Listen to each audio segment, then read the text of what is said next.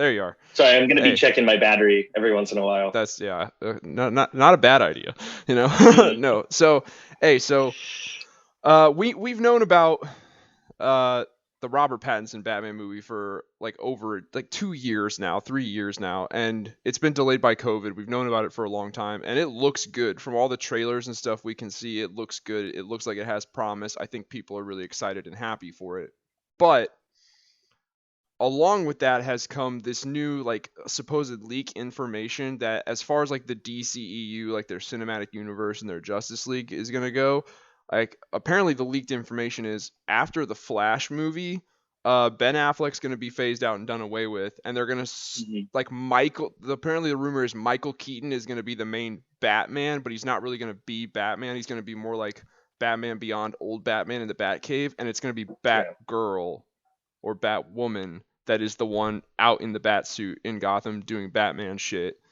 And because those two roles are completely interchangeable. Always have been. yeah, Batman's just a guy, right? I mean, he sucks, and Batwoman can just do everything he does. That's totally how it works. yeah. That's Well, that's how I've always known it. do you want to know what this says to me? These two things, both the Robert Pattinson Batman movie and this new information. What it says to me is that Warner Brothers, as far as movies go, and as far as like any kind of mainstream content, for DC goes, it seems like they've lost faith in the idea that like Batman gels well with the greater DC universe. It's like almost they've come to the opinion like, oh, we put Ben Affleck in the Justice League, we tried him out, it didn't work out. Clearly, Batman only works really successfully when he's his own standalone thing. Yeah, That's not true at all. no, You just and gotta it never was. you He was just gotta always know how to he do made the it. freaking teams. Like he made the teams. Yeah, That's like the thing that I don't get is he's those teams that everybody thinks he should be part of literally wouldn't exist if he didn't do it. yeah, That Superman didn't set it up. It's no, him. He yeah, just doesn't want to be part of it because that's not his thing. He and protects Gotham. true, but I mean, like he has had roles with them. You hear people say all the time, like one of my buddies from the Navy, he says it all the time. He's like, "Yo, the Robert Pattinson Batman movie looks awesome, but I just don't understand what the fuck Batman is doing with like Superman and Martian Manhunter and all these heavy hitting people." He's like, "What the fuck role does he have to play? He's a dude in a bat suit. What role?" But here's my thing, dude. My counter argument to them is one, you haven't sampled enough DC content to truly get it. You're just going off of what you've been presented in mainstream feature films. And then also, you've seen Dark Knight trilogy. Yay, works. Batman in the Justice League, Batman v Superman, didn't work. Okay, clearly based on those two instances, we can assume Batman only works when he's a standalone thing. No, that's not enough to go off of. But then No. also, my counter argument is, do you have a problem when in the middle of Avengers Endgame and that big battle against intergalactic alien titans, Hawkeye is just in there with a bow and arrow? Did you have a problem with that? No? Well, No. then why the fuck do you have a Nobody problem has a problem with the bow and arrow just in general in that setting. Like, yeah, like you don't think that your ray limitless guns and fists shit? are Like, better? Like, yeah. Yeah. so, Batman is also never supposed to be on their level. That was kind of his no. point. Is like he functions. I mean, I don't want to overstep some of the heroes of DC, but he functions at I would say one step higher than everyone else at all times. It's just that his power level is the lowest of Yeah. everyone's. But His power outright level physical means power, yeah. nothing. I mean, he beat Superman. He's outsmarted a bunch of different villains. I mean, It's he literally sat on the throne of all knowledge at one point. Like, yeah. he doesn't need all that stuff. That's not what makes Batman Batman.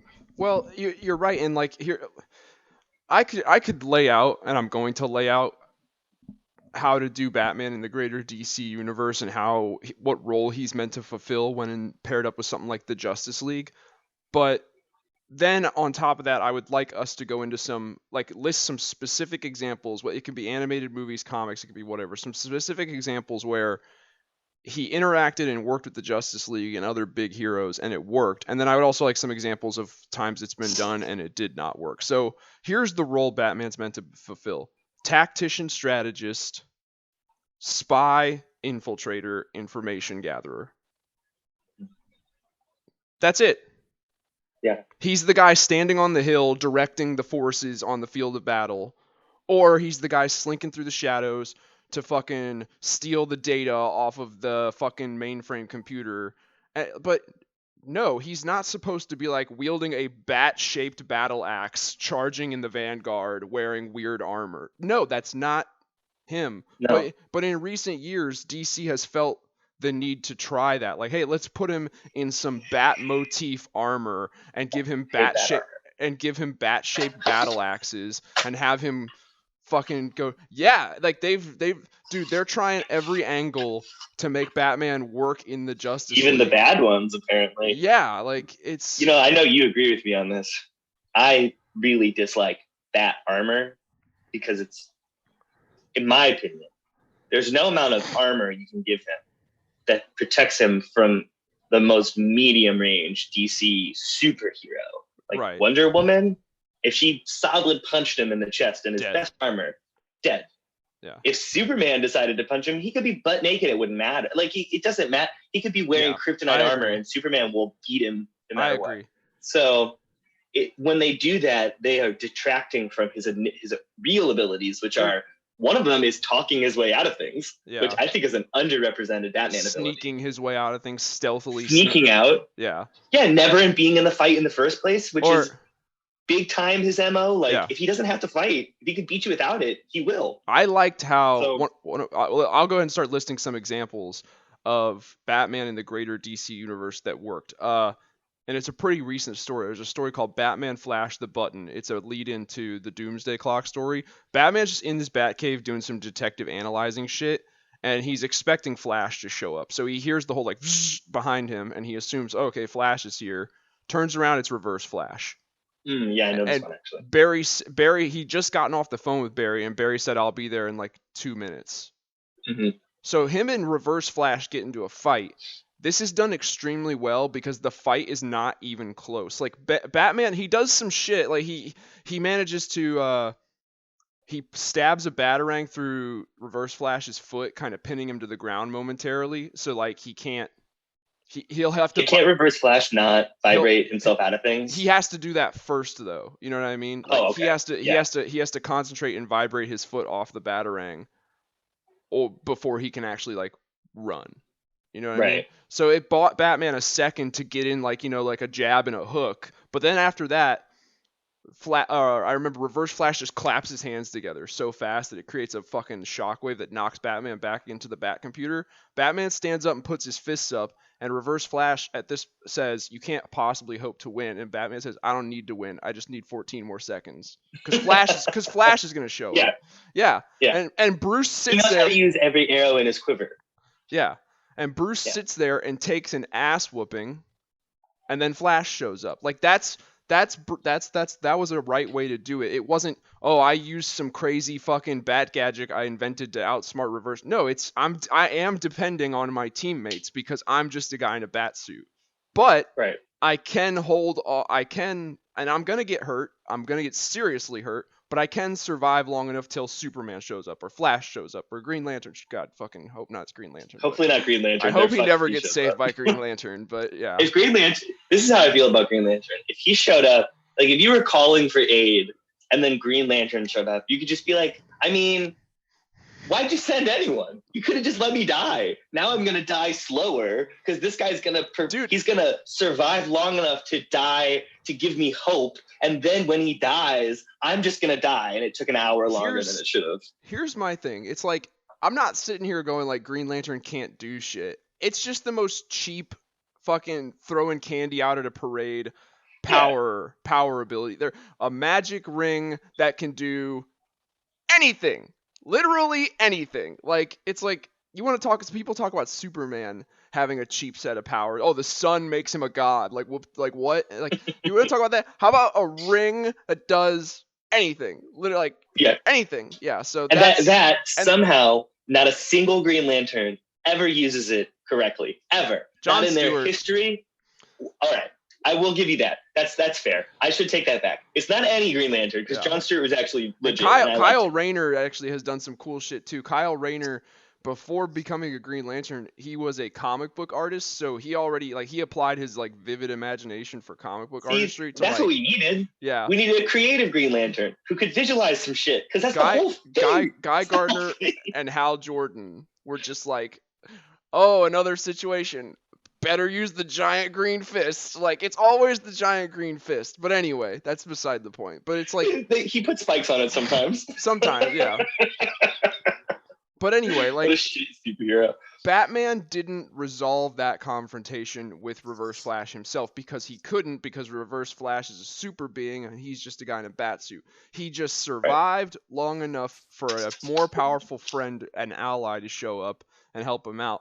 That isn't how exactly it happened, but that was the goal, and that was a correct way of doing it, I thought, in my opinion. It was, so, but yeah, it's I don't know. Can you any other instances you can think of where Batman interacted with these much bigger, more powerful, heavy hitting heroes, and they did it well? Some examples of them doing Yeah. it well. I watched Justice League Dark, I think is what it was called. It was a while ago, so I'm not 100% on the details. But they fought Swamp Thing for a minute. They were trying to convince him to help them do something. Yeah. But Swamp Thing like inherently just attacks people because he defends the swamp. So Yeah. they were in the swamp, and therefore they got attacked. And so not Doctor Strange, but Constantine is trying to like do some shit, do some spells. Oh yeah, Swamp Thing. Yeah. That's a sick Swamp Thing. I really like that. I really like that.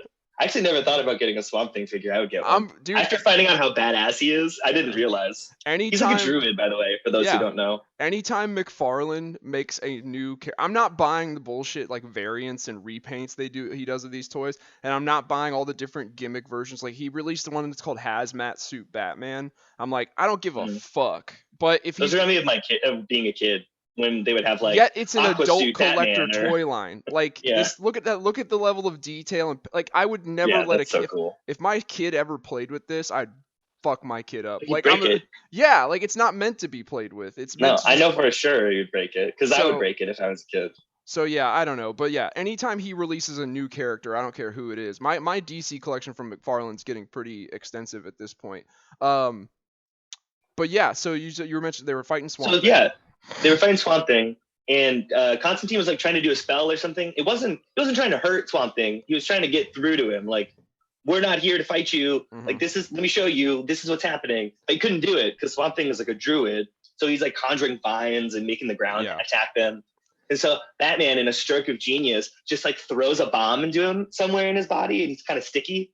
So it sticks to him. Doesn't realize it's happening. Still throwing vines out. It blows up, and he kind of just has like a moment.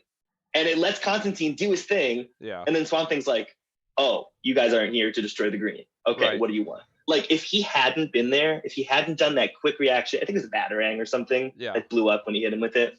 But just gave him that brief moment, and I was like, okay, Batman understood. Like, you gotta understand, he's not in that fight like trying to punch him or anything. Yeah. He was mostly avoiding vines and just trying to survive. He didn't pull out a bat-shaped battle axe and try to go fight Swamp Thing. No, he didn't have anti-Swamp Thing spray. No. He just did what he could do to buy the teammates the 1-2 seconds they needed. He performed as a member of it. There's heroes in DC like Superman that can they don't people are like, what the hell does Superman need a team for? You're right, Superman doesn't need a team. There are other characters though that can fill the role as a part of a team. Batman fulfills his role when it's done correctly. He fulfills the role of a team member, but he's not the leader. Well, like, he's kind of the tactician leader of the team. He kind of is. Like, here's the thing about Batman, and I think it goes deeper than just him being a leader. It's that he has a reputation as a respected member of the fighting heroes community, but also as a good tactician. They know that he knows how to plan 10 moves in advance, because that's what he does every single day of his life. Right. Nobody questions him is another important thing.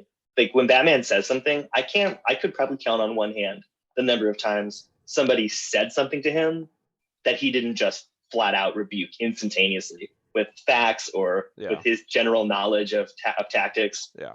And also his experiences. So when he did oh shit, I just forgot my thought. Go ahead. It'll come back to me. He did something really stupid in a movie I watched, and I just like, this is a bad movie. Yeah. Yeah. I think it was in Son of Batman or something when he was mind Probably. controlled.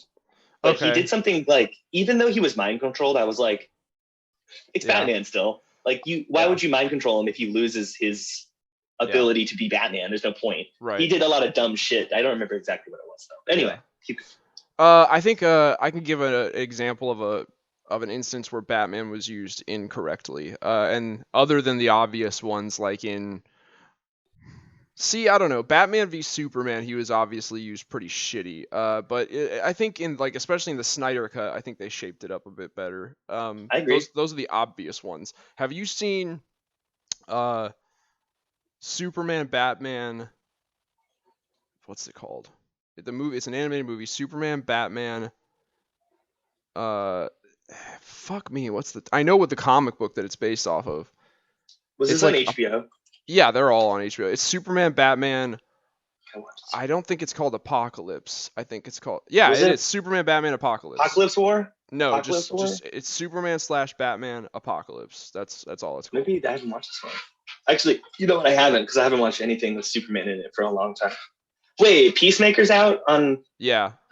Side Okay. note. Anyway, sorry. I turned on the first Pointing that episode. out. I turned on the first episode this morning before I had to do some police job shit, and dude, it's pretty entertaining. Like, Is it good? Yeah, All it's right, pretty I'll watch it. entertaining. I mean, it's John Cena. I don't hate him or anything. So. And here's the thing, man. If you were worried about, like, just a side note real quick, if you were worried about, like, look, we loved Peacemaker and Suicide Squad because we loved that Suicide Squad movie. Is this Peacemaker show gonna carry on that kind of tone and vibe from the Suicide Squad movie? Yes, it does. Oh, okay. Genuinely, I think I said this when we talked about it the first time. I go, this is just going to be so stupid because they're going to only focus on tropes that he brought, and it's not going to be as funny or as entertaining. No, it's because the concept of it was so funny. Okay, the overall tone and vibe of the Suicide Squad movie is carried over into Peacemaker. All the very vulgar, very raunchy juvenile humor. They don't sugarcoat anything. Things are still violent. And like his dad is this, like, horrible racist, prejudiced piece of shit from, like, those kind of, like, old redneck people that they go, they're just from a different era. Like, he's 100% that guy, but it's an HBO Max original show. All of my uncles and aunts, all of them, literally every single one. Everyone born before, like, 1980, whatever. Yeah, so. Yeah. So, dude, but here's the thing about this, like, even though his dad is that guy in the show, they do, like, for 2022, they do not tone it down. Like, he's that guy whole hog. Like, that's the only way that the show was going to work, was if they really embraced the fact that Peacemaker is in general not a good person and cannot be displayed in any way, shape, or form as being good. You can tell pretty early on the overall character arc for him in this show. It's going to be very much so him coming to the realization that he's not as good of a guy as he's always thought he was. That's going to be his character arc. So, and it starts off with him realizing some big character flaws with his father and realizing that he is a product of his father and his father. Maybe I brought some of those with me. Yeah. So, anyway. But yeah, back to Batman. With Batman. So that movie I mentioned, Superman Batman Apocalypse, do you see it on there? I'm still looking for it. Actually, I haven't scrolled yet. Regardless. I can just look Apocalypse up, actually. Regardless, there's a part in that movie where it's basically it's a telling of a Supergirl origin story when she first comes to Earth. And she's Supergirl, so she has powers. And she needs to be kind of, like, trained to control her superhuman strength and Kryptonian strength and shit. So she spends a few months on the Amazon island of Themyscira training with the Amazons. They're this tribe of warrior women who are also super strong, not Kryptonian level, but she spends time with them training. So they're all on this island. Kara, Supergirl, is there. She's getting trained. Superman's there. Her cousin is there with her, and Batman's there. Number one first thing they did wrong, Bruce is on this mystical island of Themyscira still in his full fucking bat suit. Like, who is on this? Who is there that he needs to keep up the secret identity with? Clark knows Superman who he calls is. him Bruce. Yeah, calls him Bruce. And the most of those Amazon bitches don't leave that island. So like, also they keep secrets as like their living. That's their entire purpose. Is to guard secrets. And Wonder Woman knows who he. Yeah. So first he's on this Amazon Themyscira Greek mythology island in broad daylight in the bat suit. That's mistake number one. Mistake number two, Darkseid wants to capture Supergirl and make her one of the members of his female Furies, which are like his elite vanguard troops. He wants to kidnap her and brainwash her. He sends an army of shitty Doomsdays, like they're the big spiky Doomsday, but they're shitty clone copy of Doomsday. He sends an army of them to go battle the Amazons and Superman and be a distraction while he kidnaps Supergirl or whatever. So the army of Doomsdays show up, and Batman goes to the front of the Amazon line next to Superman and Wonder Woman, and Wonder Woman tosses him a battle axe, and then in broad daylight on this Amazon island, in the bat suit, carrying a battle axe, Batman goes charging in to fucking axe fight a bunch of shitty Doomsday. No! Batman doesn't charge into big medieval battles. That's not Batman.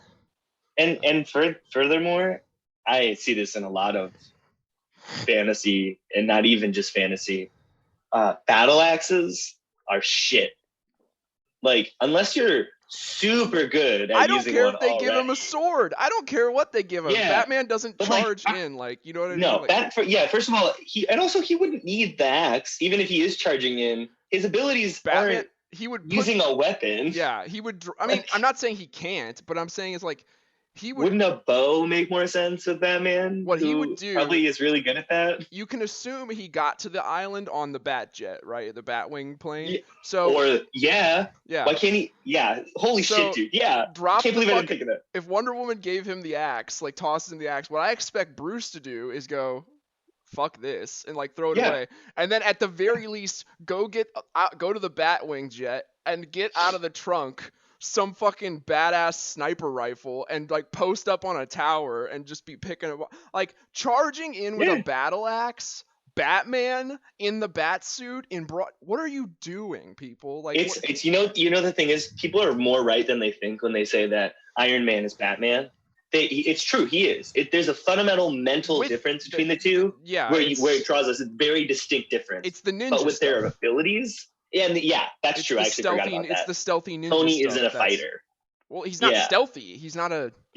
He's not a ninja. I mean, he can punch you, but it's the suit that does it. Batman is all his arm. Like, he can take the suit off, and when he punches you, it's going to hurt just as bad. I'm not even talking about fight capability. I'm talking about, like, sneaking through the shadows, stealing intel. That's not Tony. I mean, like, his suit can go stealth mode, but he's still this big, clunky iron dude. Like, he's more of the trope of stealing through hacking than he is stealing through physically going there. Yeah. He would be like off-site, They always add a thing in those kind of situations where they're like, oh, well, we're going to need to get into this vault, so Tony's going to go to the off-site computer that he's going to access. Like, that's how they do it. And then he fights his way in, and then he just dendrites stealthily sneaks through, chokes some people out from behind, blow dart tranquilizers to people, and Bruce and then gets in there and plugs in a flash drive to the actual computer on site. Bro, tell me you didn't love this in Arkham Knight. I didn't love the suit. Like, the more I've played Arkham Knight, the less. That's honestly, I agree.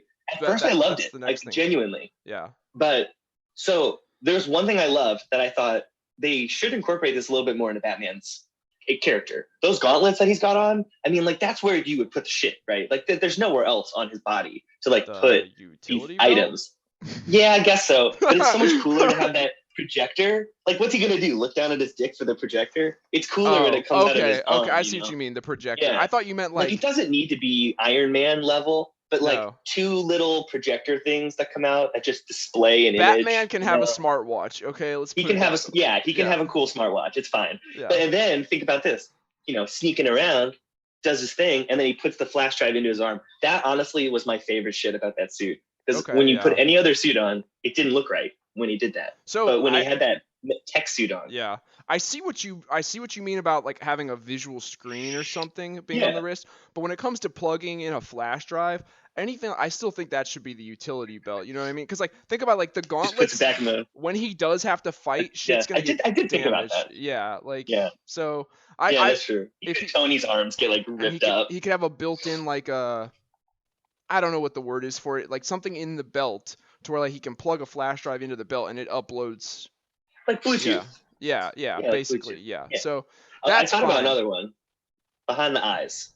I think that they did a really cool thing in, I think it was Dark Knight Rises, where his no, it's Dark Knight. It was Dark Where Knight, he does where the his eyes sonar just turned vision. in. Yeah, Yeah, yeah. that's another thing That's that he would have. that's That's about the yeah, level of tech he gets.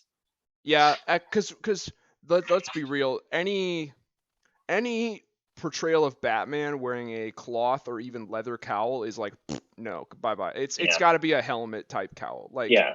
he needs the I protection. do want his head to look protected. Yeah. Like at a certain point, he would have figured out, oh, I bonks on the head are Concussion's what are not really going to good. do me in. Yeah. Yeah, yeah. Concussions are not We've come a conducive to really me being long way Batman. with Yeah. helmets, and I'm Yeah. Batman and a billionaire, so I can make an even better one than that. Yeah. Yeah. 100%. So my thing here I can just using like for like a 3D model. This is my ideal Batman from both a comic book or real. It's the art. I put a custom head on the Arkham Asylum suit. Oh, the Arkham Asylum suit's my favorite suit. It's not Okay, yeah. too techy, No, but the it's gauntlets not. are perfect, Yeah, it's there's some armor there. It needs to block yeah. shit. Yeah, there's some plate But on it the looks. boots. I can tell. I could. I'm not going to go into vivid detail, but I spent like at least an hour The going through every single suit in all of the Arkham games, yeah and I arrived at my favorite one. Strangely enough, is the very very original game's Arkham suit. The ears are a little long. I like longer ears, but I think they're a little bit long, yeah they are. even for me. So that's a perfect head. And The gauntlets, though, they're not too tech. They've got guard. They're guarded, and but I they've can got the curved block, like to block things like knives. at this point in my time of being a Batman fan, I can go either way on the trunks at this point. You know what I mean? Like I don't I hate. either notice them or I don't. It depends Yeah, what else they've got going for them. yeah, Like his exactly. belt is perfect. I But think it's the gold belt. this is the standard for me right here. But you touched a minute ago on a really big point. Like aside from trying to just give him a bat shaped battle axe and shit like that. What's the other big way when people are like, "Oh, Batman, we need to tweak Batman's character to make him fit more with these other heroes." What's the other number one way that they do it? They lean too deep into the gadgets, man. We're Not just talking about to the Arkham point Knight, so like, where it's not even gadgets. Like yeah, they go they're full Iron. They weapons. go full Iron Man with Yeah, him essentially. Like that's what I'm talking about. Like his he's gadgets are not supposed Iron to Man. be utilitarian. Yeah. Like he used to have these little spider bots that he could send in. This was Batman Beyond, I think, and even then they didn't lean too far into the tech. The chameleon was a little bit much for me, but everything else was super cool. But those little spider bots that would just crawl onto electrical panels, and then all they did was explode and fry the thing. They weren't like Tony Stark nanobots that went in and like reprogrammed it. Like, no, that's not what he does. He just does the hard, dirty thing quick. Yeah. So he can do what he's there to do. Or like when they get too finessey, it's like, oh, is he Iron Bat now? Like, yeah, I'm okay with like some mini explosives. We all know that I like the warehouse fight scene from Batman v Superman. It's probably my only thing about that movie that I really love. When he throws those mini explosives from the ceiling onto those guys' assault rifles to like take out their bigger rifles right away before even coming down and getting into the fucking hand to hand, he disables their bigger assault rifle type thing. I thought that was fine. I was like, yeah, mini sticky explosives. That's totally cool. That's a pretty established Batman thing. Yeah. And I would say it's not too techy because it does require him to still use his ninja skills to aim that shit. Here's the thing. It helps him be Batman. Like it helps him be Batman in Gotham City. It's still fucking nothing. Like those sticky explosives are going to do fucking nothing against Darkseid. And that's fine. No. And that's fine. But bro, those will barely hurt Croc. Yeah. Barely.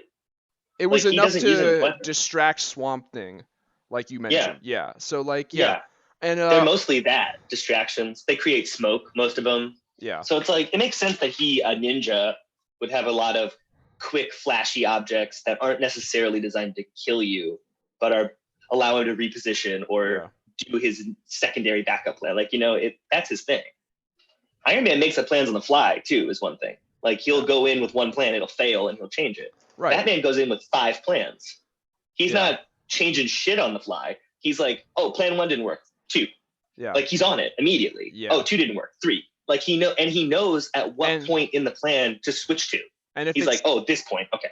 And if it's done right, it's not him doing everything. It's okay, and at this moment, Flash is going to do this thing, which is going to lead into Cyborg doing this thing. Like he's the tactician. He's the fucking strategist. On the subject, think about the times he's like walked down a hallway, like open a door at the right moment for Wonder Woman to like punch a dude through the skylight and jump through it, and he just like walks down the hallway. I don't need to win. He knew. I don't need to win. I just need 14 more seconds. That sums up the whole thing. Like, on the subject of him having alternate suits, I'm like cool. My limit is 1. Like if you really, you're absolutely right about how like, you give him an armor suit, like Superman can still punch him into death like immediately. Like but I'm okay. Like if he's like, maybe and it's also not. Everybody get out of your heads the idea that he's getting shot. He's not getting shot. Like it's just not happening. And if he does, it's ting bounce. Like that's just, I don't care. I don't care if I don't care if we have real body armor that's that good in the real world. This is a fictional universe. We're going to suspend disbelief, or we're going to either say that he contracted some R&D company to make it, or he made it himself. But he has foolproof, he has completely 100% bulletproof and flexible body armor. He just has. I will accept that his joints are weak. Fine caveat. Sure, that's fine. Yeah, I'll take that. Yeah, he's not going to get shot in the shoulder. He's not Jason Bourne. When it comes to the alternate suits, the only argument that I tend to buy is they're like, it's not armor for him taking direct blows from enemies. It's additional armor because in the situation he's in, he's much more prone to like go flying through a wall or fall off of a building. And it's for stuff like that. So here, like I showed you the one figure of my like basic bat suit. I'm okay with as one alternative, something like this. When the fighting is going to get real thick and he knows it and he has time to put it on, I'm okay with something like this. But the one I showed you previously and this, and that's it. That's it. The end. And I would actually even. And this is I might even disagree with you on the second one. That's fine. I would say I agree with 2 suits because I don't think he would ever need more than 2. I think his second suit would just be for one guy. Because I think this guy gets underestimated quite a bit. But if it's just Batman fighting him, got to remember, he was technically the hardest boss in Arkham Asylum. Deathstroke. Mr. Freeze. Mr. Freeze. That's Arkham Origin. Yeah, okay, yeah. But yeah, Mr. Freeze is the hardest guy in Asylum for me at least. Hands down. Give me one moment. I'll show you one more. Give me 1 second. Let me pause this real quick so I can show you one more. All right, so I showed you this guy, and you thought this might be a little too much. Yeah. So one other one that I would also accept. I don't know. I always thought if we're gonna limit him to only one alternate suit, he might as well go a little overboard with it. But if that's a little too much, another thing I can accept, a good example would be his more tactical suit he wore at the end of the Justice League movie. It's a little more sleek. Yeah. I got that. I was thinking just like a thermal suit. Like it's his exact suit, but between the layers of his like ballistic layering are basically when he gets shot with Mr. Freeze's freeze gun, which, as we know, kills everybody it hits because it's so cold. So the idea is he can be frozen solid and not instantaneously die. It would cover his mouth too. Yeah. That's all I think he would need is one suit for everyday use, and then one suit for when the temperatures become too intense, too hot or too cold. Okay. And then beyond that, he just deals with whatever else happens. I could see that. Now that you've shown me that armored suit, I actually like that one. I would say combo those two ideas a little bit. Yeah. Yeah. Either the bulky one with just some warming layers for Mr. Freeze, or that one for the more modern. But what is not to get confused here is like it doesn't matter which one of these you choose, and it doesn't matter which one of these you put him in. He's still not leading the charge in the Vanguard. Even with this suit, he's never picking up some big battle. He's not a space marine suddenly, No. He's just this is what I'm, and I agree with you. This is, I think, what you're saying. He's always Batman. Stop trying to turn him into somebody else for a situation, because it just doesn't make sense. Well, he wouldn't do it. Well, here's the thing. It's like they do it one time for a situation, but then I've seen this happen, especially in the comics. It just those situations then, because they do it once for a situation and people go, okay, fine, for that situation I see why he's wearing the extra protection or whatever. We'll accept it for that situation. But then I see them writing into the comics, those types of situations start happening more and more and more and more frequently, to the point where that's all he's doing. And I'm like, It's why? like And they're like, because it's an bad excuse to put power him in a creep. cool costume and sell the toys. And Yeah. yeah. They want him. This is another thing I think. Iron Man's I think a great the money best maker in writing. terms of toys. You know what I mean? Like, Oh yeah, that's the thing about Iron Man too, is you can't really make any comments about any suit he makes, because like at the end of the day, no matter what traits he has, that's his thing, is making suits. Not even wearing them. Like, let's be real here. Not even necessarily wearing them. Making them is the point. Wearing them is a side effect of making them. I'll wear it if I need it, but at least I got it. You know? But I got it, and it's displayed behind me every single time the Avengers come into any meeting. There are 30 suits behind them. Like, and then all the kids watching are like, I want that one, and that one, and that one, and that one. It lends. And he'll never wear any of those. That I think is another motivation for Warner Brothers and DC, is like to try and Iron Man-ize Batman. It's because like Iron Man, the character Iron Man lends itself to toy sales with all the different variations. So I feel like they're like, oh, if we can do that to Batman, we can sell all these different armor suits of Batman in terms of toys. But it's just like, yeah, but at what price? Because like, are you just diminishing the character? Because the character is pretty sweet in and of itself before you went fucking with it. You know what I mean? It's like, and in DC, this is my thing with DC. Marvel, the characters that they offer, though there are a ton of them, and I'm not trying to upset the Marvel fan base, but I mean, chill out. There are a lot of Marvel characters that no one gives a shit about. Like, just don't. Because in the grand scheme of things, there are probably 20 that are required. But even more so, there's more DC that don't give, like. But there's more DC heroes, I would say, than there are Marvel heroes. There are just so many random ones you can make. Think about the Lantern Corps.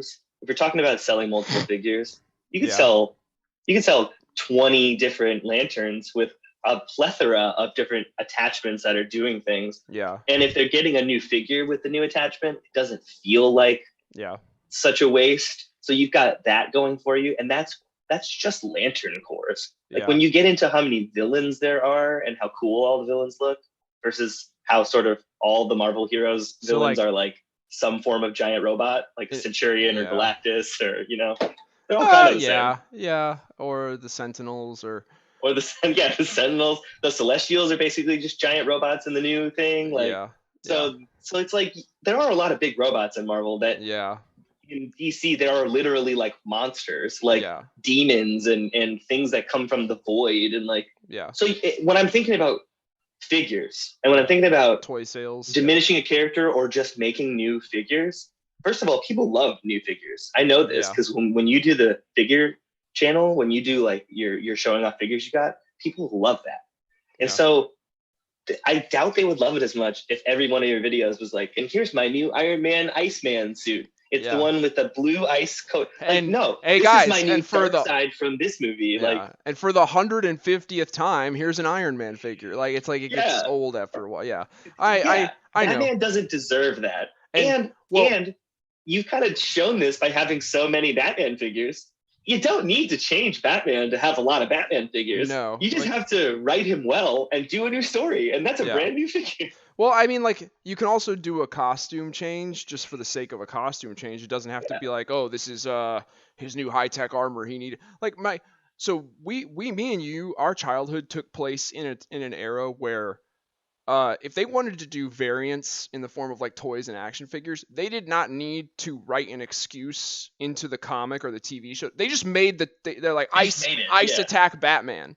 Like they didn't need on the shelf in the stores, but they didn't need Ice Attack Batman to also show up in the comics. It was just a toy. He didn't. And he didn't show up in the show either. Now they're like, now it's like, if we're gonna, we need to write it into the story so that we can. The story is driving the toy production. It's like, and why that's happening I can understand why it's happening in toy lines that are directed towards kids and therefore they have high play factor and they're meant to be played with. When it comes to like Right. adult collectible toy lines where they're sculpted well, they're painted well, they're put together nice, they have high levels of quality control, why they give a fuck about gimmicky figures in those I get there's the topic I wanted to do a toy collecting related video on, and we can still do it. I'm just going to name the topic. The topic is, why do toy companies feel that just because their line is going to be sold at retail stores, that automatically means it needs to appeal to children in some way? Like, just because it's in a major retailer, they feel like it has to appeal. Why can't you put a toy line in Target but still have it be just for adult collectors? Why? Is it simply the amount that, like, the amount you'll have to Maybe it's produce? how much it would cost them to physically send it there. It's just not worth. Well, Like you know, shipping it out isn't worth it. it's a fact that, like, if you take away the child market and it's just about the adult collectors, it's a fact you're not going to need to produce as many of each figure because No. there's significantly less adult toy collectors than there are children who play with toys. And maybe it's like major retailers like Target, they won't order and buy a toy line.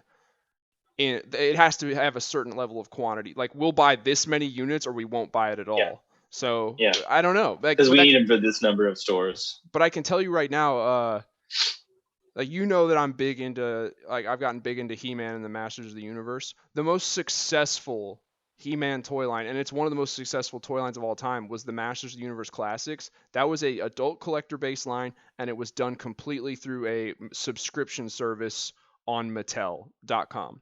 You subscribed, and if you were subscribed, you got the new figure of the quarter in the mail. And How much was the subscription? I don't remember. It ended a while ago. So, but it's just like, the point was that prevented them from making too many. They only made as Right. many as they had subscriptions for. As they had subs, yeah. Yeah. So That's smart. yeah, and to me, I'm like, that's the way to do that's the way to do adult toy collecting lines. It's not to put them in retail.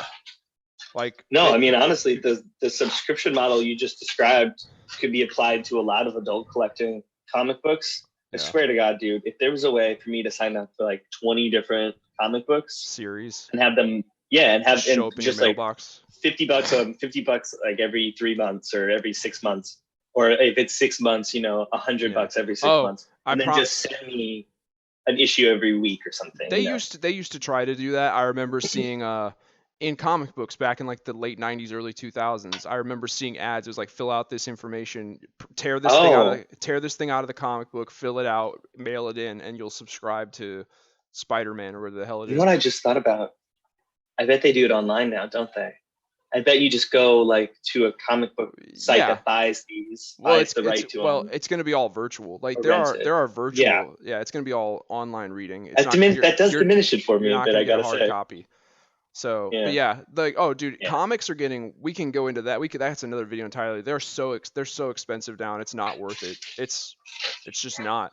That's what I've heard. They're $4 an issue, typically $4 an issue, and DC publishes. Just using DC's example, on an average they publish 50 issues a month, and they do it in a way to where, like, they don't let you know what's fluff and what's integral to the story.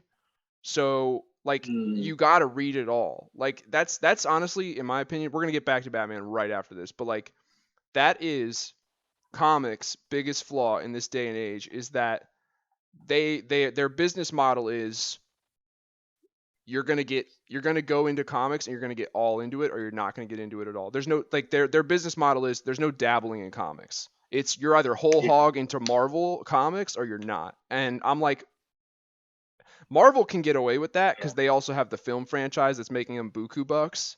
So DC doesn't have a successful film franchise. So they're over here with their attitude of like, you're going to get whole hog into DC Comics and pay to read every fucking one, or you're not going to know what's going on at all. And I'm like, that's very gatekeeping of you guys, especially when you don't have a fucking successful film franchise that's keeping your interests. Maybe you should be a little more understanding to people who just want to like dabble in and, maybe read a comic book here and there. But no, it's very much so like, we're publishing 50 books a month. They're $4 each. You're gonna have to buy them all, and you're gonna have to read them all. And it's like that's me. That's too They're out of their much. minds. They're out of there. Yeah, $200. Just, go ahead and drop that every month. month for our little comic books. No, I said literally a minute ago I was at $100 for 6 months. So that they're asking for double that per month. Yeah, nuts. Anyway, so yeah, dude, and you know what? We could go into the film thing another time. But I will say this about the films: it would be so easy for them to create a Marvel-like universe. DC. They wouldn't have to do it just like Marvel either. But all they have to do, because this would give them total creative freedom over whatever they did. This is true. I think if you think about it, people will agree. It is. It's if they humanize the characters, if they add humor to a couple of them. That's good humor, by the way. Not this DC humor they've been trying to use that is just bad. Some of it was funny, and that all came from Flash, and that's all because it's Ezra Miller. If it was anyone else, and if they tried to do that shit, it wouldn't work. So BenAffleck's not funny. Do that. BenAffleck will never be funny. It's not possible. Remember that he was the guy. Just everybody needs to remember this about BenAffleck. He was the guy in Good Will Hunting that worked on the construction site, and he was not very smart, and he was really nice to his best friend. So he's a loyal guy. He's good at playing that part. He's good at playing a down-home guy. That's true. Has he ever been funny? No. Did you guys see Gone Girl? That was hilarious. No, not funny. So just remember that. He doesn't bring the level, and Batman doesn't have to be funny either. Bruce doesn't, but let's just be real here. Bruce is funny. He is. He's not intentionally. Not like, ha funny, you know what I mean? He's not trying to be. Exactly. Yeah. It's some of the things he does because of his social awkwardness and or anxiety. I don't know which one he's got, maybe both, but I know he's socially awkward. Oh yeah. The things he does sometimes when he thinks that he's like alone. Bruce is like Dexter. Like he knows how to like the serious. That's a really good example. When he's around a social gathering, he knows how to like smile and put on the happy face and shake the hands and shit. But when he's like in the Batcave, which is Alfred and Dick Grayson, Dick will like go off and like tell Bruce this whole story and like this long-winded story, and then he'll stop, pause, wait to hear Bruce's reaction, and Bruce is at the computer Bruce will just go. Yeah. Like Dick just went off and like told him this whole long thing. Yeah. All Bruce has is.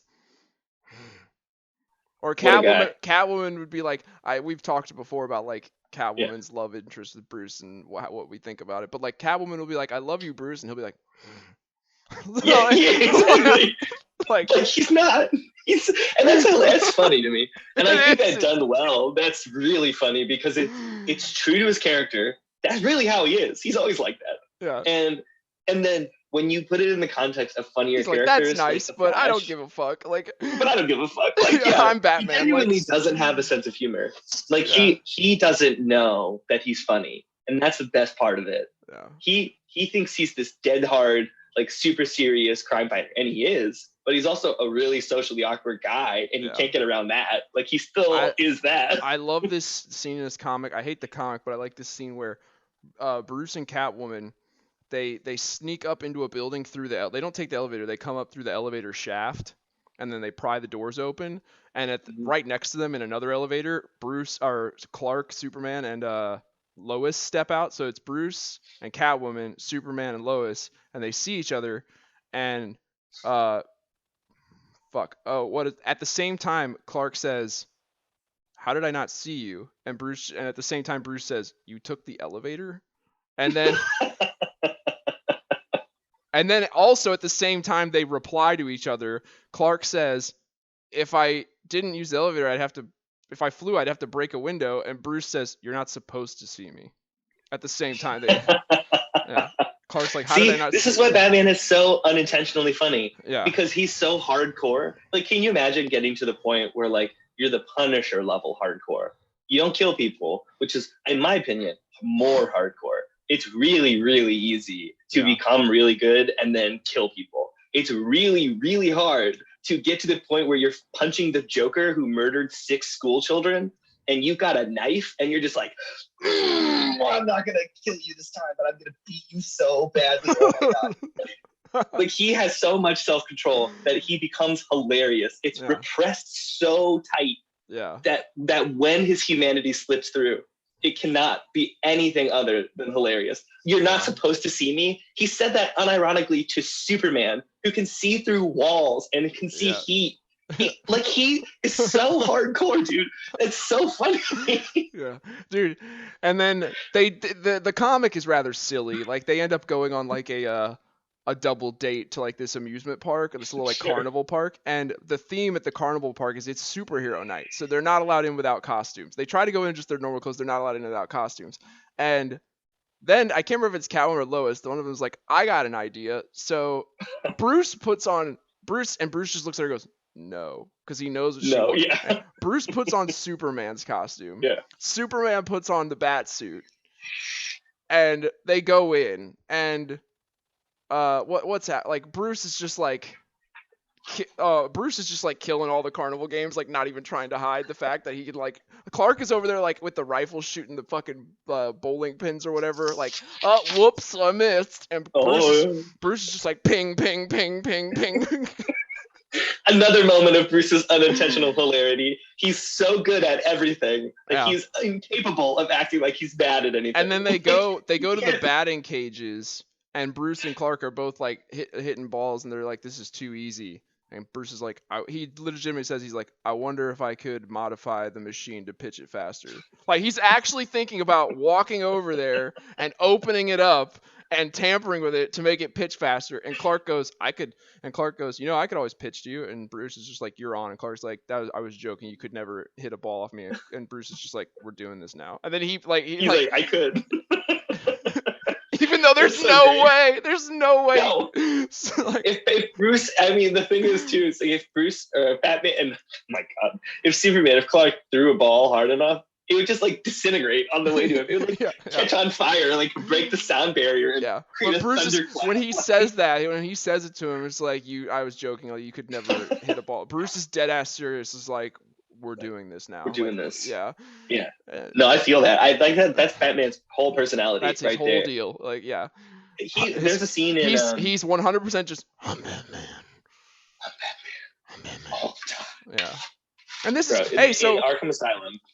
This also plays into how to like, aside from his role in like a combative role and fighting supervillains role, there's also a specific way he should be acting with other Justice League members, just like conversationally and personality wise. And if he's ever giving he should never have too much of a really heartfelt, touching, emotional moment with it. If he ever does, like I've seen moments where Bruce like kind of like gives Dick Grayson praise. Like it's a quick, like he puts his hand on his shoulder and he's like, I'm really proud of you, Dick. I appreciated your help tonight. And then he just walks away. Like he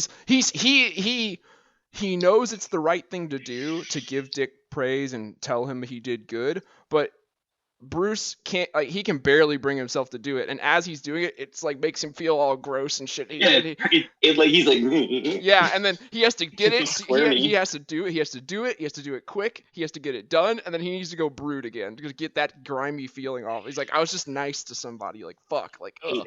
Yeah. But for Bruce, I don't know how he dated Catwoman. I think he must have had to like. He was one of those guys that every time they were together, he immediately got up and took a shower. Just immediately, he was like, "I'm done with you. I'm bathing. You're gross. Like, and I'm going to the Batcave." That's how it was. I bet. She tells him she loves him, and his dick just goes like just back into his body. Emotional intimacy. He should not. Yeah, the best sex he ever had in his life was with Batgirl on a rooftop. Then he didn't talk to her for like. I think the best sex he probably had ever in his life, and he'll never admit it, is the time Talia al Ghul drugged him to make Damian. Because then he was drugged. I forgot she drugged him. He was drugged, and all of his I'm Batman inhibitions were gone because of the drug, and he probably just went to fucking town. You know what I mean? Like. Now we're onto something here. I never thought about this, but.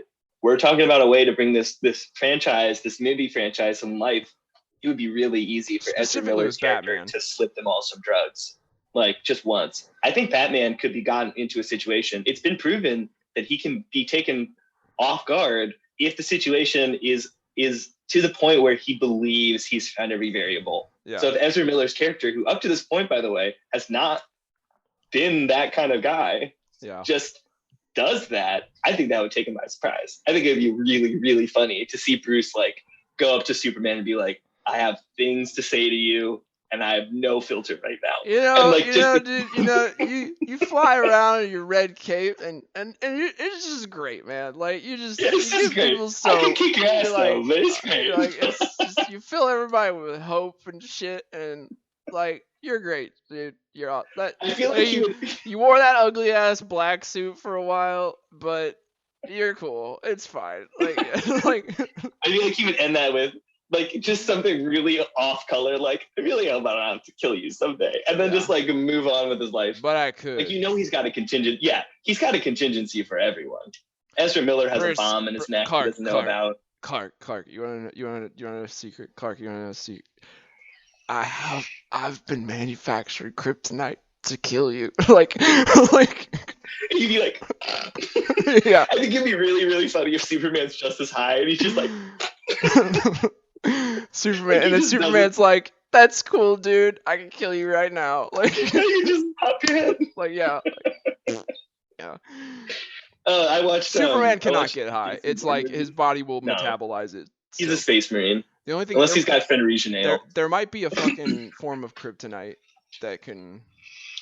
Oh wait, what if kryptonite, normal kryptonite, was just used in a capacity where he's not too close to it that he's getting hurt, but he's close enough to where he's the drug with a little bit of kryptonite. They kind of like they cut it with some kryptonite. Yeah, that's a potentiality. Yeah, I could maybe see that. What drug would they even be able to use on him though? Like weed's probably not going to do anything. LSD might be the only one because it's not necessarily contingent on your metabolism. It goes into your spinal fluid. So, I mean, who knows? I don't know how his spinal fluid works. It's probably not human. But it's not.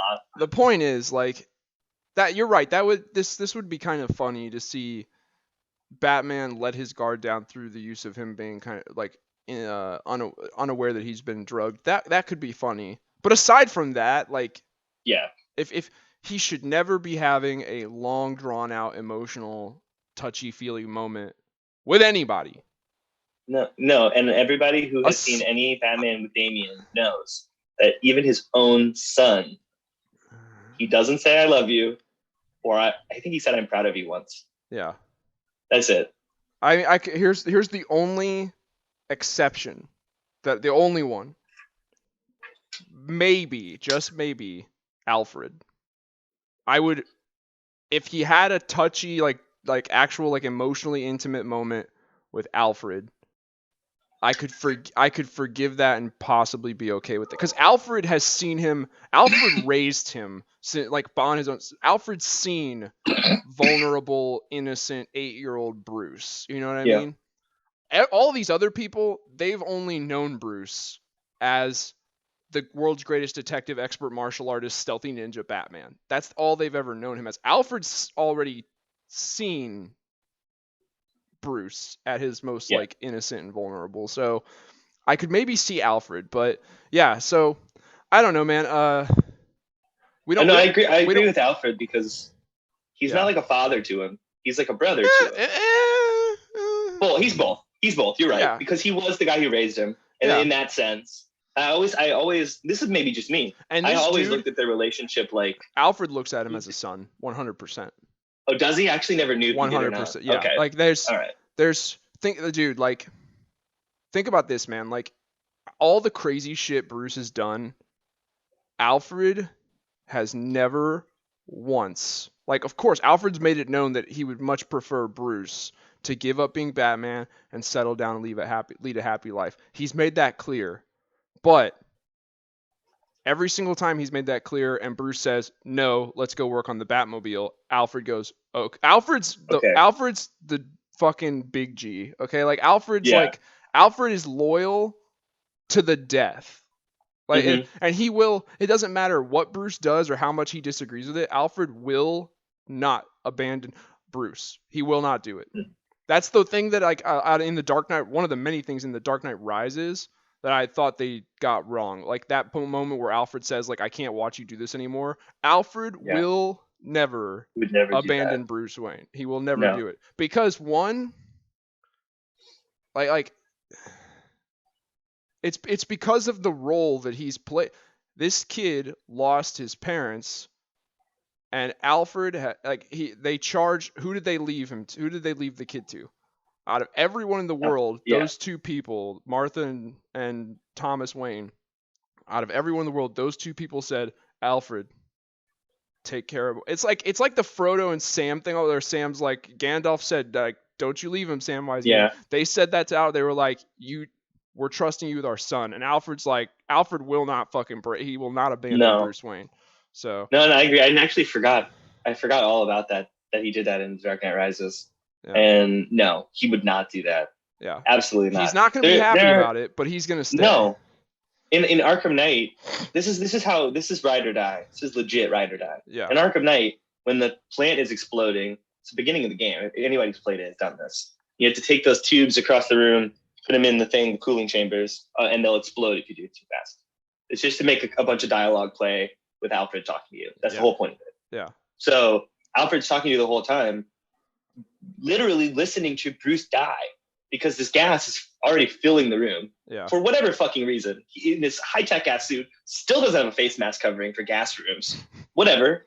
I've seen instances of Batman done in animation and comics where like he carries a little like rebreather on his. That's what I'm talking about. That's all I'm asking for. Yeah. I was expecting it by Arkham City after Asylum, and he gets freaking sprayed right at the beginning. You think he'd be like, "This time I brought a nose plug." Nope, didn't do that. Batman didn't do that. So anyway, but yeah, so you're doing that. You're getting this dialogue. He's listening to him die, but he's on the mic the entire time.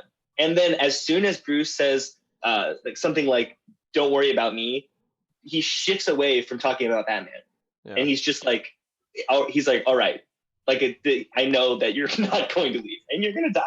Yeah. And he even says, "You're going to die, sir," right before he shifts to the, well, this is worth a percentage of gases, and this is how much time you've got, and That was peak Alfred for me. Was listening to him die, but knowing that, this is what I'm supposed to be. I also think in the Dark Knight movies too, Alfred was underutilized in general. Like he was a good character. He had a decent role in Dark Knight. It's because like here's the thing. A lot of people praise those movies for giving Batman they like this really down to earth, realistic spin they put on, like ultra realistic spin they put on Batman.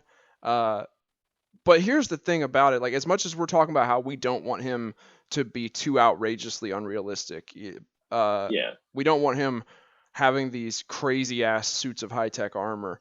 There is a certain level of fantastic fantasy that has to be a fiction that is part of Batman. All right. Yeah. One of his main villains that he's had for the longest time is a dude that's literally made out of clay, and he can like change his shape. Like, good old Clayface. But here's the thing: Clayface was never going to be an option to do in the Dark Knight trilogy because he's too unrealistic of a villain. So this is why, like, I stand by my statement of like, I love the Dark Knight trilogy. It's a great trilogy. It's a great movie. It's a great, but it's not the truest form of Batman. It's a good entry point to the character, which is what it was. I don't want people to think we're talking to like, oh, I don't like those movies. I watched those movies today. I watched those like last week. Like I really like. Even Dark Knight Rises is a fun movie to watch. It's too real. Yeah, it is. It's too. Yeah. They're too realistic to be a true portrayal. Yeah, of the character. I still do not like the fact that Bane didn't have Venom. Like the magic of Batman only became realized to me when I saw all of it removed. And I'm not saying those didn't have their own magic. That was the best Joker. Well, that's not true. If I'm being completely honest, my favorite Joker is any Joker done by Mark Hamill. Yeah, like just 100%. That's it for me. Any Mark Hamill Joker is the best one. But that was the best physical portrayal of the Joker I've ever seen. Live action, yeah. Yeah, and I will always stand by it, that being the best performance as a Joker you can probably ever aspire to. Yeah. Unless you fundamentally change the base behaviors of that Joker. Yeah. He was like twisted. You didn't trust him for a second. He lied through the entire movie. It was great. So, but it was missing the stuff like Killer Croc and Mr. Freeze. The outlandish, the outrageous. There's a little bit of magic in Batman. The gritty realism of Batman. Yeah. And it is vital. And you don't realize it is until it's gone. Yeah. Clayface is a good example of that. He is a super. I can name Clayface, Poison Ivy, Ivy, third episode or something. Poison Ivy, Poison a bitch Ivy that can control plants. Her plot, by the way, the very first introduction of Poison Ivy is fucking awesome. She like mind controls Bruce and makes him buy shit for her and lives in his mansion, and like she was an awesome villain because she had an MO and it was unique and it was magical too. Like it was super cool. It's super fictional. I mean, it's it's supposed to be more like sci-fi, but it was like she had some sort of chemical control, but Man-Bat, Dr. Kurt Langstrom, who literally turns into a giant bat monster. What else is there? Killer Croc's a good example. Killer Croc's kind of like that Ripley's Believe It or Not type thing put in there. What else is there? Like Batman villains. The Court of Owls. They have their primary assassin, which is the Talon, and he's a living dude. But all of the other Talons that are at his and their beck, and he's like the general. All their other like grunt soldier Talons, those are all undead reanimated corpses. Yeah. So there's extremely cool. Yeah. Terrifying. There is this very underutilized concept in general, in my opinion. By the way, sorry. There is this. Court of Owls. There's this very much so. There's a lot of fiction in Batman. There's a lot of good realism, but there's also a lot of fiction, and it's you got to find the right balance. But we don't have to drag this video out. Think about the League of Shadows without the Lazarus Pit. Yeah, you know? Ra's al Ghul. Yeah, that's a staple. It doesn't have the same impact of like I don't know how old Ra's is, 1,000 years old, but like no, he's one out of all the immortals in DC. He's one of the younger ones. He's like getting close to 400. Okay. Yeah. All right. Yeah. Like, I actually kind of like that more than the generic 1,000. They actually have their own the Immortals. They have their own little Illuminati organization. Vandal Savage is there. Ra's al Ghul's there. And he even chimes up in one of their meetings. He's like, as one of the more younger members of this like Immortal Council, like I just want to express that this is some fuckery and blah blah blah. Yeah. Of course, Ra's has an opinion on the Immortal Council. He's like, excuse me, I'm here now. And I have things to say. Fucking Batman comes in, Vandal Savage is an underused villain in DC. I actually don't know much about him. His whole shtick is he's an immortal, but he's like an immortal. This dude was a caveman. Like this dude was I know this guy. This dude was riding around on mammoths and shit. Like he's old. Oh, he has a bunch of names too. Yeah, cool. And he's existed throughout all of human history. He's acquired over the years, he's acquired through multiple different identities. He's acquired vast amounts of wealth. Like he's some shit. Wow. Like I like. He's a Cro-Magnon warrior who became immortal after encountering a meteorite. Yeah, he's incredibly underused villain. 50,000 years. He's 50,000 years old. Mm-hmm. He's the old. I think he's. He plagues the earth as a villain and occasionally a conqueror. Yeah. He and he is an immortal. Smallville is where I saw him. Okay. Yeah. I knew I'd seen him somewhere. Apparently, I didn't remember this. He rarely, very rarely, ever engages in personal hand-to-hand combat. Because he just Can he be killed? Because he just no. Okay. He cannot. Like he legitimately cannot die. But other than that one trait that he is immortal, normal human level strength. I mean, he works out and shit, but like so just think not like a super strong guy.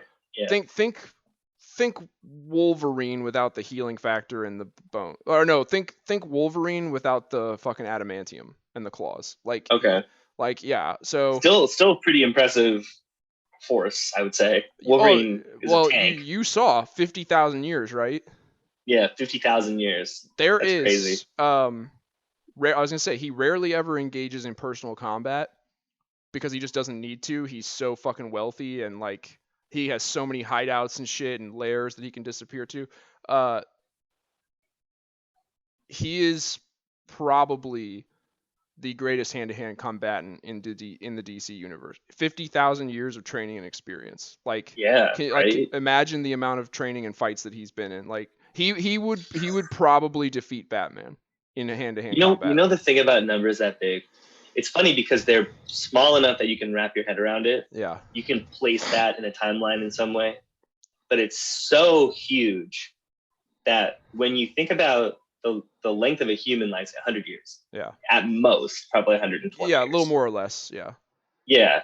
We'll say by the time it's 2050, it'll probably, the oldest person will be 115 or 120. Sure. Maybe. So he has lived, if it's 100 years, 50 times that. That's 5,000. That's only 5,000 years. Yeah. 50 human lifetimes is only a tenth of the amount of time that he has lived on the earth. It's if you had that much time, you could become a master of everything. Yeah, and he is. Like, I mean, he is his it's That's insane. It is insane. I'm gonna read more about him. Like, That's really cool. Even Darkseid is not considered all that great of a hand-to-hand combatant, because once he acquired the Omega sanction, the Omega Force, like, he's kind of like, okay, like, I know what I know about hand-to-hand combat, and that combined with these fucking ultimate ass beams that come from my eye and track the target, I'm good. No, this dude Vandal Savage is nothing to fuck with. Here's the thing though, like, if you totally obliterate him, like if Darkseid hit him with the Omega beams, I wonder if he would die. I wonder. That's the thing about the Omega beams. If you apply them to a lot of situations, that situation changes, like, dramatically. I didn't think, when watching him for the first time fighting with the Omega beams, I thought they were kind of shit because he was hitting Superman with them, and of course they're shit against Superman. They're not. They fuck him up. Yeah. But he doesn't, like, get vaporized by them, but he gets fried by them. Yeah. And I was like, oh, those are kind of shitty, because Superman can beam you back and then he'll punch him in the face and it's still like, they would still win. But then I saw him use them in a grittier source. Then he just, like, zaps them with it and they were just fucking gone. And I was like, oh, those are no joke. Yeah. So yeah, I bet if he's just immortal, if you can stab him, it'll heal. Then the Omega beams will. It's Wolverine healing factor. I would say they would kill Wolverine too. Oh yeah. Maybe not in one blast. Like, that's what I'm saying. Like, Vandal Savage, you would have to completely obliterate him, all of him destroyed all at once. Like, that's If there's any part of him left, like, I think he'll come back. But anyway, that's neither here nor there. I mean, then theoretically, you could just tie him to a chair in a nuclear test site and make sure he's right under the drop, because he's not coming back from that one. Like, I learned this. Don't underestimate humans. We don't have superpowers, and we know it. Yeah. We are aware. Yeah. Like, oh, you have superpowers? Well, we don't. So we have that. And it kills everything. We're prepared to all die so that you die. Real quick, I want you to Google something before we go. We don't have to drag this video out too much longer. We can switch to a different topic, make a different video. But I want you to type into Google this exactly. The final bat suit. DC Wiki. My phone's probably gonna die. Is it plugged in? Yeah, but it's low. Yep, there it goes.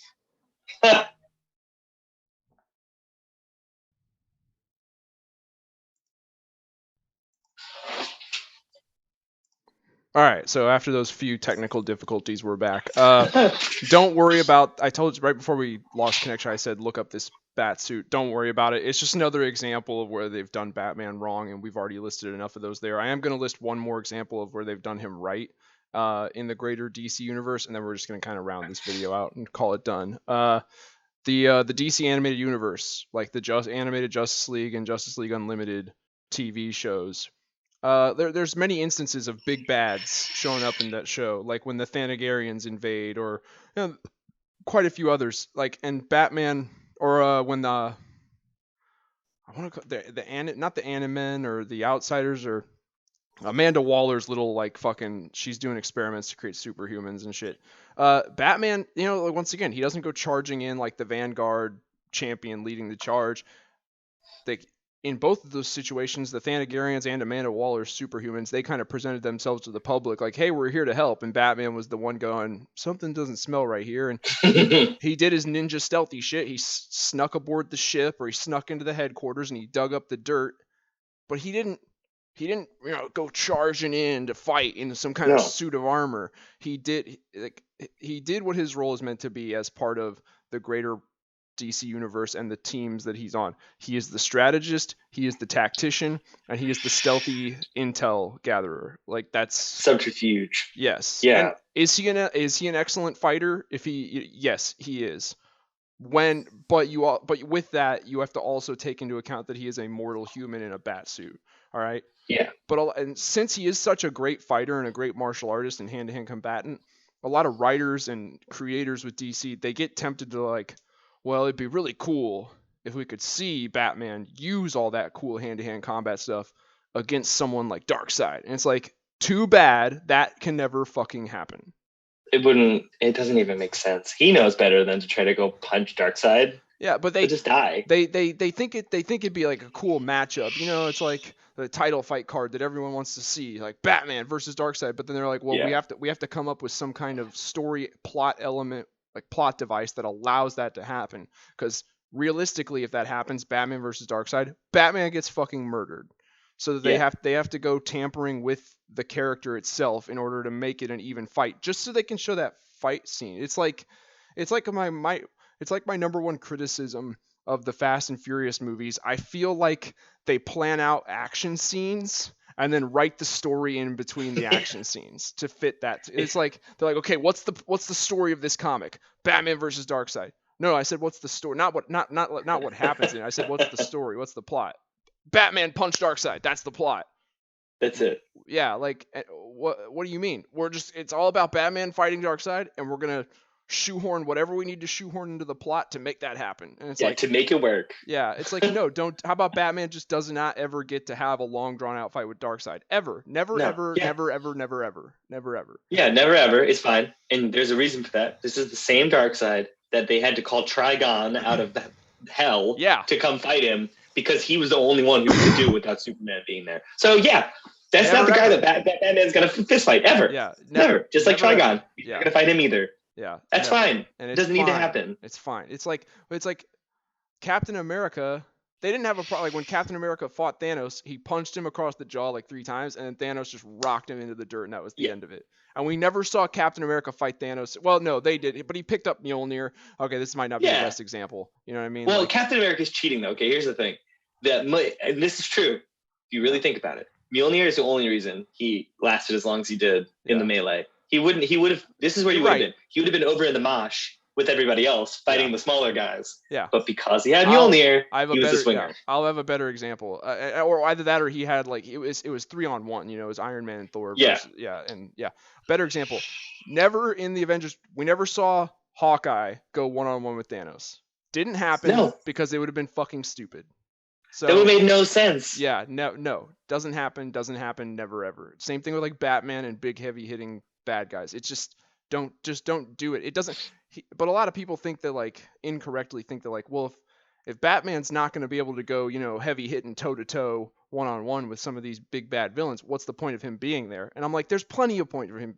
If you don't understand the other roles he can fill and that make him relevant and give him a reason to be there.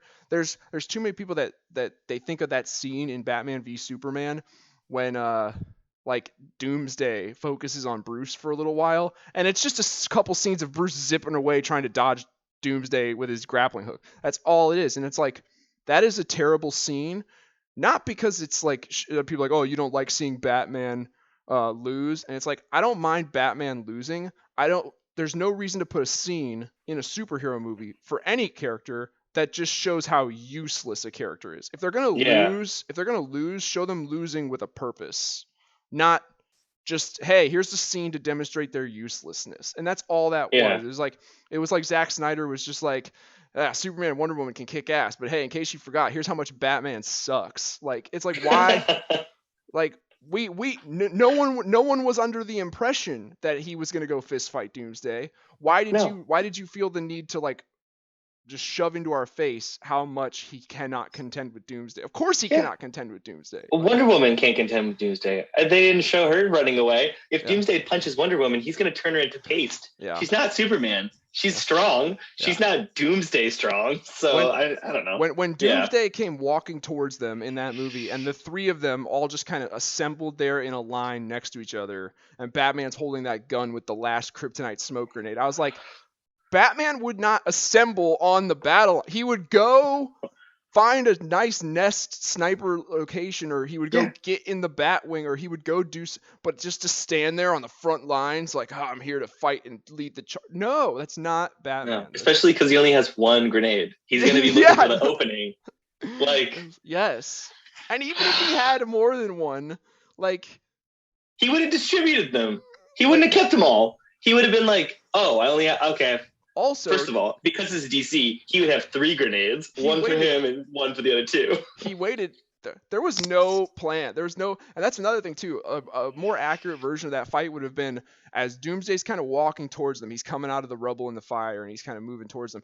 It would have been Batman's like, look, I got this fucking grenade that's gonna make him super vulnerable once he starts breathing in this gas. So Clark, you and Wonder Woman, you both should be strong enough to hold him down for at least a few seconds. So don't you might have been thinking about just like fist fighting him and pummeling him into the earth. Don't do any of that. Just like grab an arm and hold his ass down. I'll shoot him and then we'll get the spear. Done. Like, yeah. Like, but no, it was Batman's like, okay, I've got this thing that if I can just get an opening, I've got this thing that if I can just get an opening on him, it'll completely win us the fight. I'm going to go ahead and not use this for about 20 minutes. And instead, let's see if you guys can just, punch face him like a frat guy. Like, I don't know why they always do that to my boy Superman. I have this be-all, end-all weapon right here that will make him completely vulnerable and docile. Never mind. But yeah, you guys got this though. But Superman, try that punching thing. Like, Jesus Christ.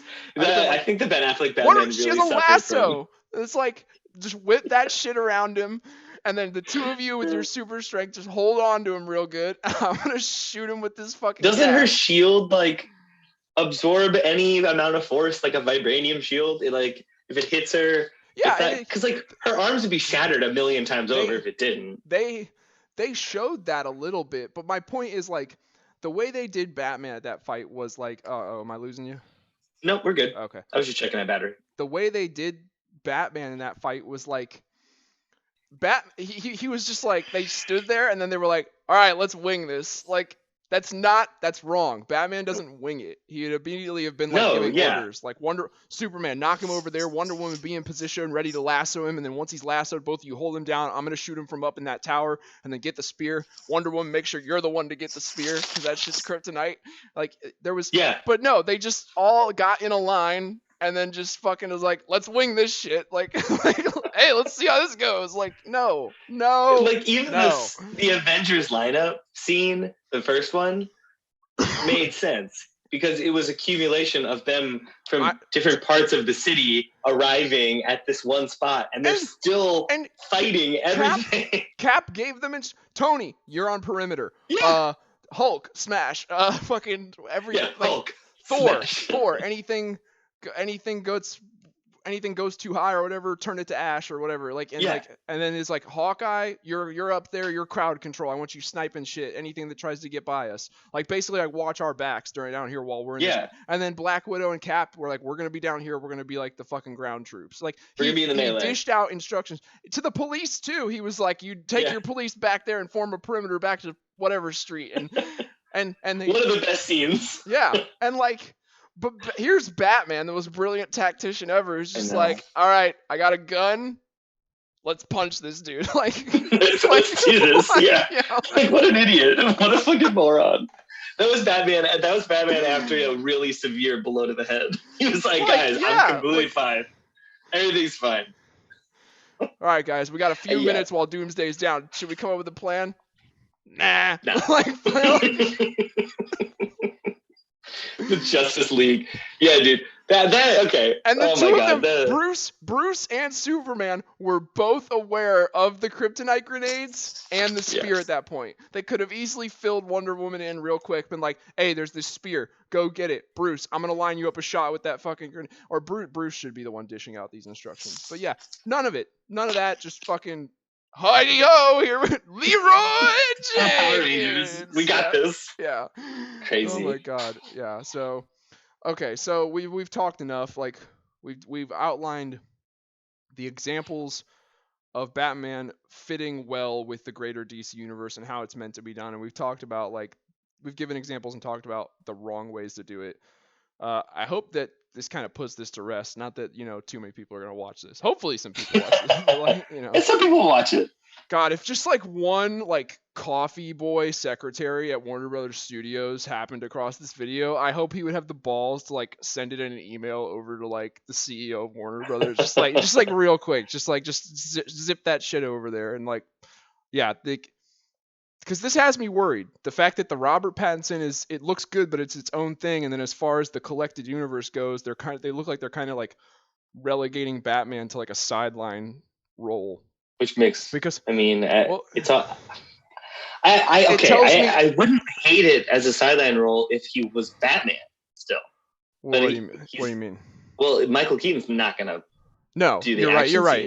Well, that's my my point is, it seems like Warner Brothers is of the opinion now for like the mainstream movies. It seems like they're of the opinion that like Batman as part of the greater DC universe does not work. Batman as a solo film franchise works. Batman does not work as part of the greater DC universe, and that could not be farther from the truth. You fuckers just don't know how to do it right, and you're not. Yeah, they're just not using him right. Yeah. I mean, this is like the classic debate of every year I played World of Warcraft, or anytime I talk about Dark Souls 3, and people are like, sorcery suck, or this X class sucks, and I'm like, no, you suck, right? And I'll show you why you suck. Like, I'll play that and show you how great I am at it, and you're bad. And it's like, that's Batman. He's this niche role that when you fully understand him, he's not a niche role. He's like vital in 50 different ways, and his most defining trait, his ninja combat skills, mean virtually nothing in the greater DC world, because he can take your average parademon down for sure. Yeah. Past that, it's like when he'll just get Superman to do it, or the Green Lantern, or Wonder Woman. Like Alien Armada with advanced drone technology invading or something. Like I've seen plot story elements where it's like while the big heroes are like fighting the battle, which is kind of a diversion, Bruce and like a stealth team are sneaking aboard the mothership to infect a virus into the ship that'll knock out their enemy's tech. That's his thing. Shit like that. The covert ninja. I've been pushing for Martian Manhunter, and for a big reason. He's the only guy that I can think of that in a live action displayed setting, you could do his character alongside Batman's character, which would allow for these scenes where if you wanted these action sequences to occur, Batman doesn't have to be the front runner in that. Like, it would allow him to maintain his role as subtlety, subterfuge, defensive combat, minor gadget use, but then have the meat shield that is Martian Manhunter, who can phase through walls and is stealthy on his own. Martian Manhunter also plays a role with him in the tactician department, because Martian Manhunter is the mental psychic link that they can all use. Through him they can all communicate through telepathy, like talk to each other in their own inner mind. So through Martian Manhunter, Batman can dish out, like being nowhere near them, through Martian Manhunter's mental link, Batman can dish out like tactical instructions. That's even cooler. Yeah. That would be great. Can you imagine the sequence you just described where they're like invading a ship, but it's just him and Martian going to the ship, and the whole time he's like he's still running the fight down on Earth. Yeah. I can totally see, and that's more his role too, because he's not going to be fighting the bad guy. It would be that guy's going to be on the planet. It would be almost even better too if Martian Manhunter was like, well, actually, Martian Manhunter wouldn't be, because through their psychic link, like let's say Superman's down in the big battle, right, happening out in space or on the land. Superman's can fly up. If Bruce needs a tactical like aerial point of view, Bruce can communicate that through the fucking psychic link of Martian Manhunter. Hey, give me a tactical aerial point of view. Superman flies up, survey, and through the mental link, Batman can see what he's seeing. That's crazy. Yeah, and then they can gel. All these characters can gel together and work together. It's just, you just gotta understand that, like, as much as you want Batman to be a little bit of everything, he can't be. He's Batman, and the reason that's what other characters are for. It is, but that's the thing. The reason that they want him to be a little bit of everything is because, like, they don't have faith in their other. Batman is by far DC's big poster boy, by far. So they're like, we could try to introduce the public into new characters, or we could just try to make Batman, which is already super loved by a lot of people, just try to make him fill every role. And they need to trust and put faith into some of their other characters, and because one, it's a waste of opportunity to not do that, and two, you're damaging Batman. Yeah. So And further with the thing you were saying earlier about they're misusing Batman, and he works really well with the team when done correctly. They actually have set up a great team for Batman to work in without adding anyone at this point. They could add somebody, and Martian would be my choice just because of the telepathy thing. But even if they didn't, right now we've got Cyborg, who in the Snyder cut at least, his power level was really fleshed out, and it's intense as fuck. He can do insane shit with his connection to the internet on the planet and all the other technology things he can do. So him and Batman together, plus the Flash, are already like the uber infiltration team. Like Cyborg's completely independent, can do what he wants, and the Flash can just grab Batman and zip him somewhere. Yeah. To do a thing. I do see, because Flash, the hitter squad, right? So yeah. Flash, though, I don't know. It's like, what's a better use of Flash? Having him like down on the ground running like perimeter, or like Batman would never let him flash him anywhere unless he absolutely had to. His power is so useful. To just relegate him to a transportation device is a little. I mean, I would personally. I mean, honestly, dude, if I were using the Flash's powers, I would have him defend Wonder Woman and Aquaman from any projectiles. Yeah, they might get hit by. I'd be like, just watch that shit and push him out of the way. And to be honest, it's like any hero with like a substantial level of power that's not in the big battle, we'll just call it the big battle, it's gonna make the villain go, where the fuck is that dude? But Batman is, that's the whole thing, is like, since he is a mortal human just in a bat suit, so many of these other like god tier villains like Darkseid and the Anti-Monitor and Trigon, they all underestimate this mortal man. So the fact that Batman's not present on the ground, the big ground battle out in space battle, they don't think anything of it. Meanwhile, he's using that to his advantage. He's sneaking on board the ship to infect it with a fucking virus that's going to down all their technology. Yeah, so like I thought Snyder Cut did that pretty well. I mean, I don't remember the fight sequence perfectly, but I remember Batman's appearances like swooping down and shooting the what are they called? Not Chitauri, parademons. Yeah, taking over the turret, starting to shoot. Like he waited until the main force engaged. So chaos. And then he sowed chaos through the ranks. Took their own weapons. Ragtag guerrilla warfare, hit and run tactics. Because it has to be good, Batman. At the most, it has to be guerrilla warfare, hit and run tactics. Because he cannot stand there for like a long duration with some of these super powered beings and just stand there and trade blows. It has to be hit and run, shadow tactics. Yeah, he can't even do that with like Clayface or Killer Croc. Like both of those guys, he has to hit and run because they can mash him into the ground in one hit and kill him. Yeah. And I mean, maybe not Clayface, but Killer Croc totally could just bash dead. Yeah. So he's used to doing that.